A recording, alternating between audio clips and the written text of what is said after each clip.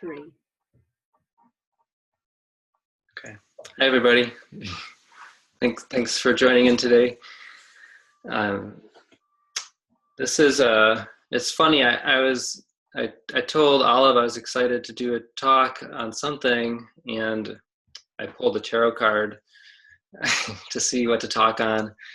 And I kind of thought it was one of those moments where the universe was laughing at me, because I drew the Lover's card and it was Gemini connected. And I was like, talk about Gemini. And I've always kind of struggled talking about Gemini. And thought, oh, what am I going to say about Gemini? And then I remembered this this aha moment I had in March when I went to for context, Pluto's transiting my Mars this year, and just after the last couple of years going through a lot of personal evolution. And so I had a good friend who had gone to this Vipassanā course several times, and something about the transformative aspect of that experience, although I didn't really know anything about it.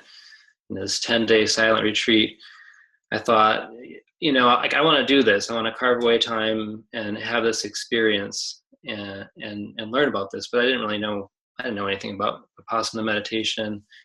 And the 10-day course is the smallest. I don't know what anyone here all knows about it. I'll just say just my little disclaimer and basics here. But the 10-day course is the smallest amount of time that you can really get a teaching on the Vipassana meditation technique. So, and there's no way I could share the technique or anything here, but when I was in that space for 10 days, I had these moments where everything that was being transmitted was just kind of clicking with everything that I had been taught and understood about life and reality within the EA paradigm. So, and I had no one to share that with at that moment. And it was just, I was kind of floored and blown away. So my first disclaimer is, there's no way I could teach this. I'm very, very much a novice. But having said that, when I went in, I had no idea that the teaching of Vipassana meditation is said to be the original teaching of Gautama Buddha. That was kind of blew my mind. I was like, what? I had no idea. I hadn't even heard that, really. And so what was being shared with me in the group is that it was lost, basically. And in the time of the Buddha, like almost all of northern India was Vipassana meditators. Had spread by the time, and he was still passing on the teaching, to the moment that he was lying on his deathbed. And so some of those stories were just, really inspiring, and I love stories like that. So S.N. Goenka was the teacher via recorded sessions from other Vipassana teaching that he did. So it only emerged in the 1900s, reemerged this Vipassana meditation technique. And so immediately I just thought, this is, wow, I just can't believe that this is some lost original teaching of the Buddha. And the reason that I was really amazed at it was when I began to understand what they were saying, I was a bit floored. And so, for example, the first illustration that we have up here is that, to me, this was kind of the first essence of the teaching, was saying that what you're going to do here is you're going to observe what's going on naturally as far as sensations on the body. And so I just thought, like, what? Like that's what you're teaching us? Just observe natural sensations on the body. And there's a technique to it, and there's a focus of an area and how that's what I can't really go into. But, for the first 3.5 days, all we did was focused on one spot on the body, and we were just taught to observe the natural sensations on the body. And so, of course, in my EA, awareness, I was like, this, to me, this is what I was thinking in my brain, which probably wouldn't have made sense to most of the people who were there, but I thought it was really brilliant, and I was just blown away, again, because I'm taking this as this is truth. This is this kernel of wisdom that has somehow reemerged and was this original teaching of the Buddha. And they were saying, just like whatever you've done in the past, just set it aside for now. Whether if you say a mantra, if you say a prayer 3 times a day, if you need to do yoga asanas, if you count your breath, just in this 10 days, you don't do any of that. You just try for 10 days to put everything that you've done aside, and all you're going to do is observe a natural sensation that you're experiencing in the body. And so, of course, what happens, as we all know, is that you observe, and then you go somewhere, and then you observe, and you go somewhere, and then, of course, there's every day there would be a video teaching in the evenings, and this is a common, I think, so it's commonly called monkey mind, right? And this is, of course, talked about and taught, is that the mind goes into the past and the mind goes into the future. And Goenka, his voice is always like, start again. It's like we're just like starting over again, and you travel and you start again. And I will say that can you imagine? So there's these rules where if you don't know, you don't talk to anyone. It's silent. And it's basically like 10 hours of meditation a day, and you have 2 meals, and you have a really tiny light meal tea thing in the evening, and so it's all structured, which is kind of nice. There's no cell phones, no computers. You're separated by gender, and so it's free, and they're all over Vipassanā centers. So it really gives you this opportunity to go really deep into Taurus, right? Just to sink into yourself. And so immediately what comes up is everything that's already there. And as they said, is like, your mind's in the present, and then you're in the past, and then you jump into the future, and then you're back in the past, and then you're like, oh yeah, no, I'm just observing, and then you come back, and then you go in the future, and you go in the past. And then, like maybe you get frustrated, and you think, oh my gosh, I suck at this. And then you're like, okay, no, just go back to practicing. And all of that is just this natural thing, and you have no idea what's going on with the person next to you, behind you, or whatever. And it's great that you don't know, because it doesn't really matter. It's not about anybody else. It's just about this journey of having this experience and practicing this. So, and I will say, this is kind of a funny thing. What would you imagine would happen if you went to do this, and you have Pluto transiting your natal Mars? And so I didn't really realize it, but I had a lot of sexual erotic fantasies coming up for the first several days, actually. And it's kind of one of those things where I had the astrology symbols, and I was like, well, okay. I don't know what it would be like if I didn't have Pluto on my Mars and I did this. So it's kind of amusing, but we all have whatever's going on coming up over and over again. And then Linda, if you could move to the second slide, that'd be great. Thank you.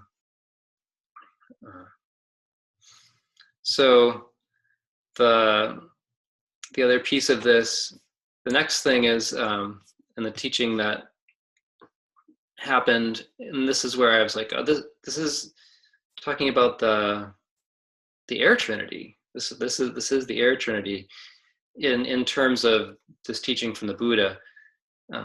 The equanimous mind is this phrase that in the teaching was repeated over and over again, and the objective mind. And this is how it was being taught to observe. And so you can imagine if you're sitting for 10 hours a day, you have breaks, so it's not like you're just in one spot. You sit for the most is like 2 hours at once. So you get these breaks, but regardless, your body is uncomfortable and it's not used to sitting that long for most of us. And you're supposed to hold posture, and it's like, this pain is kicking up and these things are happening. And so you can really see how like the balanced equanimous mind is just observing the pain. It's not labeling it or reacting to it or saying it's good or bad, or it's just, and that's the objectivity part there too. And so it's a practice basically through the whole thing of doing this, and failing and just starting again and being like, okay, now I went into my pain and I went into the thing and I traveled somewhere else and had this whole thing, and now I'm just, okay, I'm going back to just observing that, yeah, anyway, you're supposed to be focusing on a certain part of your body at once. So the pain in your, say, your leg is, like you register it's there, but how do you not that have that take over your whole consciousness? And so there's several days there where you're just focusing your capacity to focus, improving your ability to focus and concentrate, and whatever comes up, just continuing to come back and continuing to come back, and failing to stay focused and continuing to come back is the process a little bit. But the air trinity is really the heart of this focused mind, and it's really observing what's, that's what just really got me, is that it's not making anything up. It's not focusing on something that's not there. It's actually focusing on a part of the body that you can feel, that's real, that's there. There's nothing like necessarily like woo-woo or spiritual about it in a sense. But of course we were aware of this, through the EA teachings, that spirit and flesh, the mundane earth physical is not separate from the spirit. The spirit is imbibed in all. And so it's, I'm not saying that there's separation, but the focus is just on like scientifically observable, like I'm having a sensation here and it is this, I observed it. Doesn't matter if it's good or bad or painful or pleasant. It's just like, that's the sensation that's going on. Okay. And then it changes, because every single moment it's changing.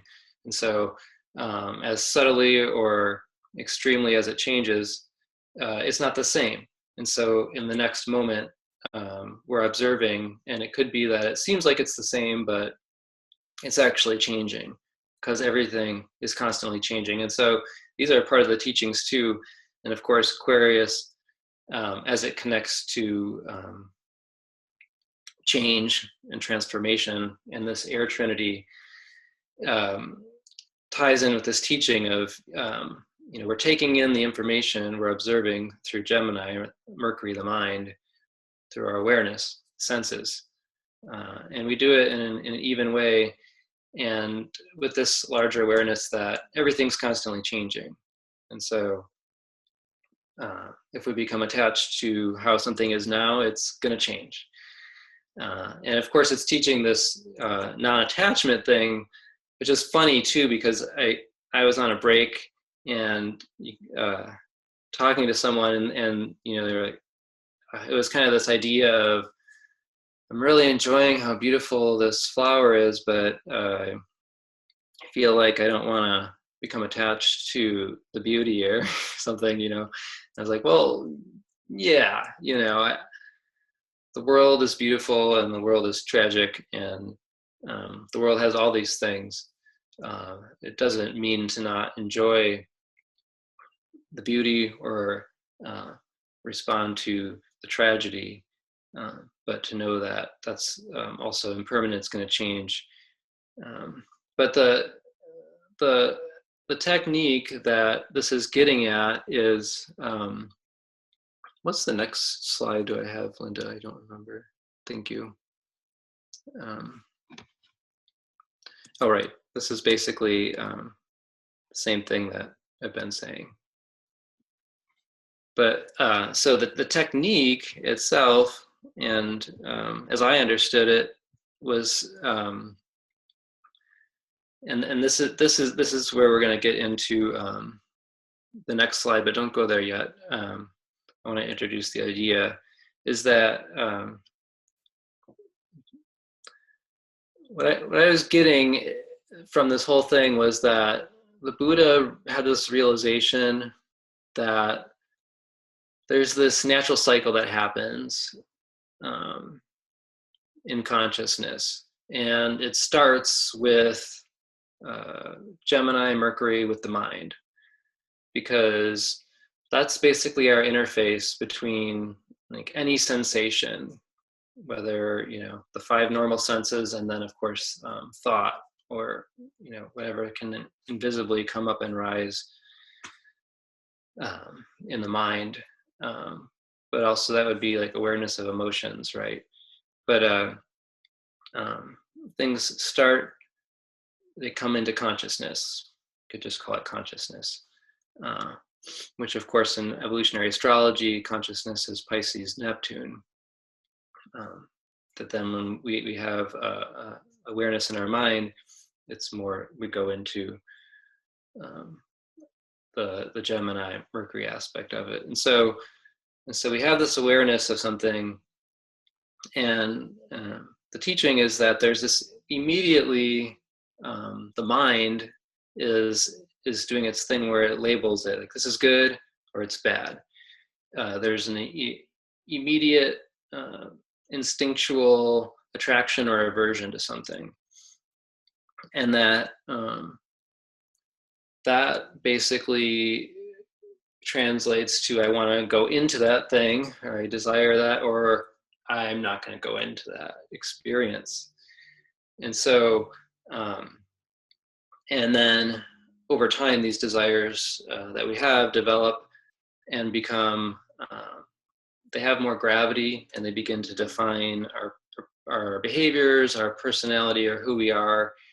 And they kind of, they described it as this thing of like eventually, so this is what I understand in and I know very little about Buddhism, but in Buddhism, that to me, when they talk about the mind, I think of the soul in evolutionary astrology, because in this teaching, they're saying that the mind travels from lifetime to lifetime, and that you know, that we kind of like etch deep into the mind these desires that we have, that these things that we do over and over again, habitually on a daily, that they, and so the mind or the soul in the next lifetime still has those same imprints, or you know, karmic grooves, or samskaras, or however we want to define that. So basically, to me, the whole essence or the kernel of the teaching was, if we don't just react, if we don't just have an aversion or attraction to something and then follow the energetic response to that, if we can observe it without just going into that pattern, it stops this chain of events that stops the buildup of these deep desires from developing in the soul. Which, from an evolutionary astrology perspective and teaching, I think that that's a really fascinating topic, because one of the things that Jeffrey Wolf Green has taught a lot about is the that it's natural that there's desires in the soul and that they get expressed through Mars, and it's a natural process, and that there's a natural process of acting these desires out and exhausting them. So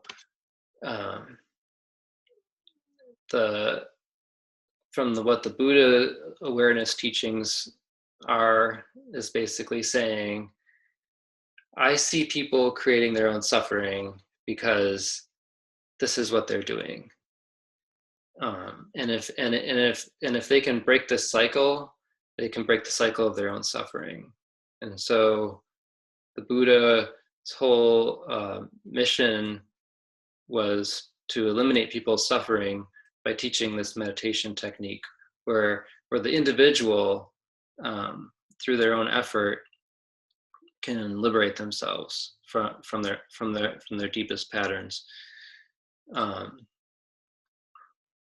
So I think there's a lot of, every soul has its own path to return home, to return to its authentic self. And it's clear that not everyone chooses a certain path, so it's not their path, or it's not their path in this lifetime. And so I'm not saying like this is the path, or I'm making a judgment about another path. But so this illustration here kind of defines this journey of. And so this was kind of the other huge aha moment I had in this 10-day course, was realizing that the Buddha's realization of the nature of mind and how that translates into the deepest kind of impact on the mind or soul that transfers from lifetime to lifetime. Like, we're going to carry that with us, and how to break that. The sequence is the same as the planetary sequence in the solar system. And so you probably can read this, but I'll just kind of to go over it again. So again, kind of starting with the top, and we have the Mercury, right, where we become aware of something, and then immediately there's Venus. There's an attraction or aversion to the sensation or the phenomena that's being experienced. And I added the Earth Moon archetype in here because it is the next one in the sequence if we look at it. And basically, there's the emotional memory, and there's the physical experience that we immediately have from the Venus level. And following that, it stirs in us the Mars, which is, obviously Mars' desire and its action, but also in the sense of aversions, and really deep, intense, strong aversions that we may have to things. We know it's triggering something much deeper that's already been there. And so I was putting in I'm just referencing my notes here, like the Mars's moons are Phobos and Deimos, I believe. Fear, panic, terror, and dread. So this, this other side of that archetype, when we want to pull ourselves away from something, and having fear, having panic, all these things can just come up.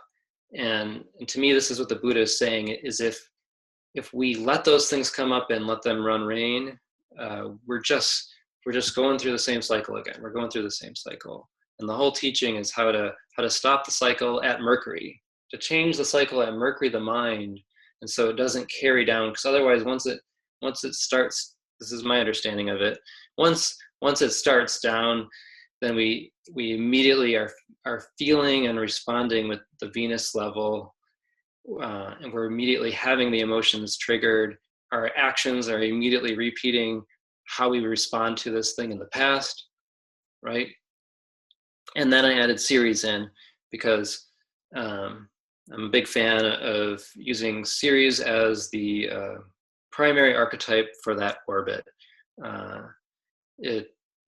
And just to speak on that for just a moment. Ceres is, at first Ceres was the planet for that orbit. And it's, I believe it's 1/3 the total mass in the whole orbit. So it's a big chunk. It was considered the planet for the orbit for a few decades, and then it got its demotion to asteroid. And then when Pluto got its demotion recently to a minor planet, Ceres got promoted to minor planet again. And so I've been sitting with this idea that, you've maybe heard of Bode's law, but essentially there's these orbits in the solar system that follow a pattern, but once we get out past Neptune, things get a little weird. But basically the Mercury, Venus, Earth, Mars, the asteroid belt, Ceres orbit, I'm calling it Jupiter, Saturn, yada, yada, they all follow a predictable orbital pattern that's mathematically, kind of proven that these are the orbits. And so Ceres is and the reason I focus on this is because Mars, desire, and our actions and our energy that's going outward, leading edge of our evolution, Pluto, is a huge archetype in evolutionary astrology, right? And so what does Mars meet? What does our first desires and actions meet? It's like you think of the child and the terrible twos. And so the Ceres to me represents, it's this nurturing principle, and it's also, and here I wrote, the way our desires and actions are nurtured, fed, and or tended to. So in a way, it's also very Cancerian in the sense of our immediate environment. And so it's the way that whatever our energy is coming outward, how do we feed that? What do we give that? Because whatever we're feeding, it goes to the next level of Jupiter. It expands and grows. 10 minutes to go. Oh, go ahead. 10 minutes to go. Oh my gosh. Okay. All right. I'll cruise through here and at least give at least 5 minutes here. I'm sorry, lost track of time. And so that I saw that as this thing in that just happens archetypically in this sequence, and so it expands then. And so the desires or actions or fears that we feed, right? Because we're following the sequence. They're growing and getting bigger, and then over time they begin to define our reality at the Saturn level. They gain this weight, and then they begin to, begin their process of kind of creating karmic grooves or etchings in the mind soul. And of course, Uranus represents that. The Saturn-Uranus level represents the weight, and then these things then going deep into the individual subconscious, unconscious. And of course, the individual subconscious, unconscious is not separate from the collective. It's just like, so it's ripples out, and then the ripples from others are mingling with our consciousness constantly, right? And then I remember sitting there and they were saying, they were talking about, it was like they were describing the first 4 days. What we're doing is we're making an incision on the mind, and and it's painful, and we're going to go to this place where you get to the concrete base of the mind, where you encounter your deepest parts of yourself, and they're like etched in the concrete, in your mind, so to speak.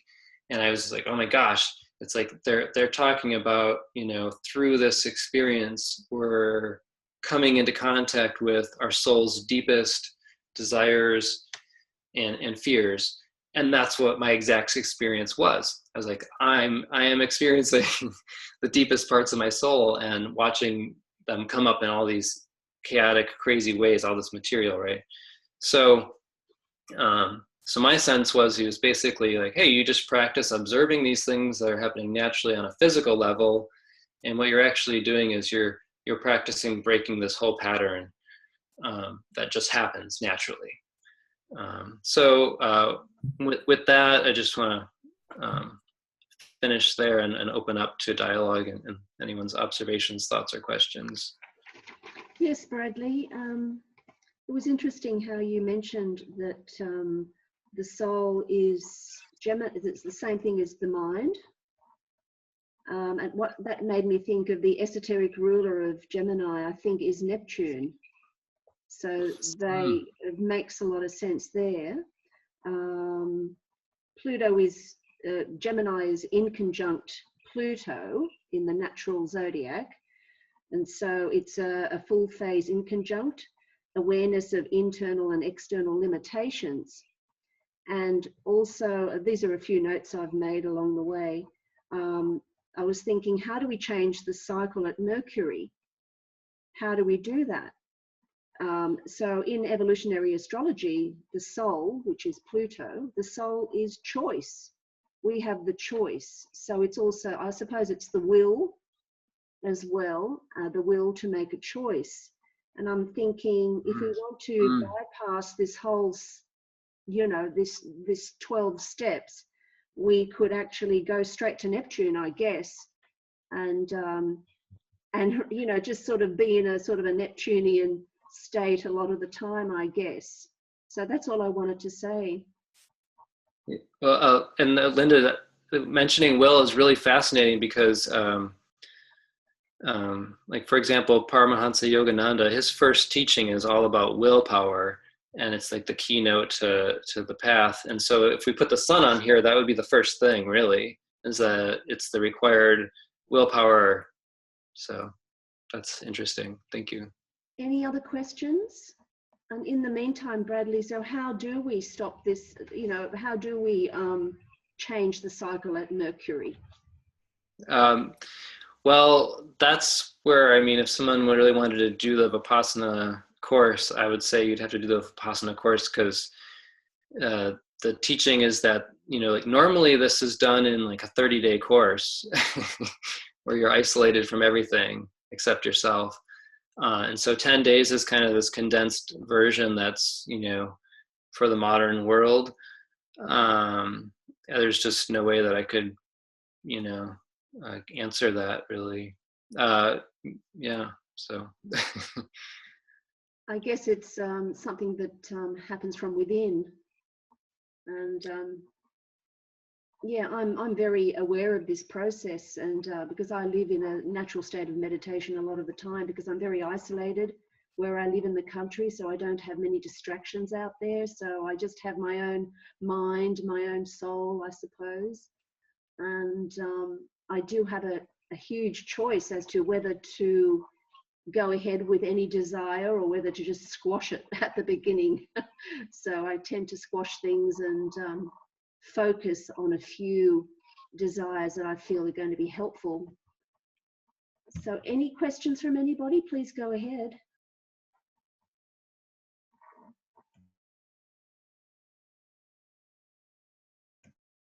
We have 3 minutes left. I'm thinking, since you mentioned with the Gemini, you think, because I would have associated the observation with the Virgo archetype. So would it be a bringing in the duality to help with that?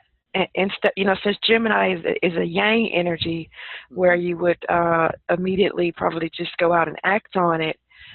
Also making sure to bring in the Virgo archetype to actually think about it and say, you know, do I really want to do this or not? I don't know, it was just a thought that I had. Thank you. That totally makes sense. It's two sides of the same coin, right? They're not separate. So that, right. So the Gemini would be the awareness coming in from the outside, but then the Virgo side of the mind is then how do we discriminate? It also would correlate to the technique itself, right? Yeah. Thanks. And that's a natural trine to Taurus, so that makes sense that natural trine represents how it harmonizes with the ability to internalize, go into the self, which of course in evolutionary astrology is the path to Neptune, Pisces 12th house. Yes.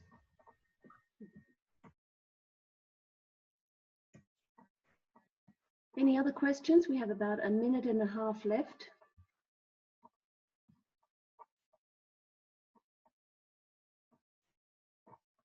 I just want to say I wish I'd heard it all. Can't wait for the recording.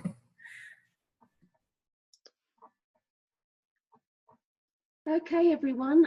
I think we might just end it there if there aren't any other questions. Yes, we are recording this and it'll be available on YouTube. If you're happy with that, Bradley, I'll talk to you later about that.